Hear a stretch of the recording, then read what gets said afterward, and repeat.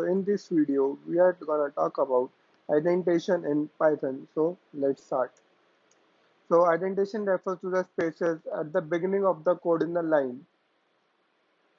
In other programming language, the indentation is majorly used for the readability of the code. But in Python, it plays a major important role. In Python, indentation is used to indicate the block of the code. The number of spaces is up to you or the person who's writing the code. Commonly, it is 4, but it should be at least 1. Okay. So now let's go to the ideally and check how the indentation works. So let's check. I'm writing here is 5 is greater than 2, print true. So we can see we are getting a true, and we have getting an indentation here.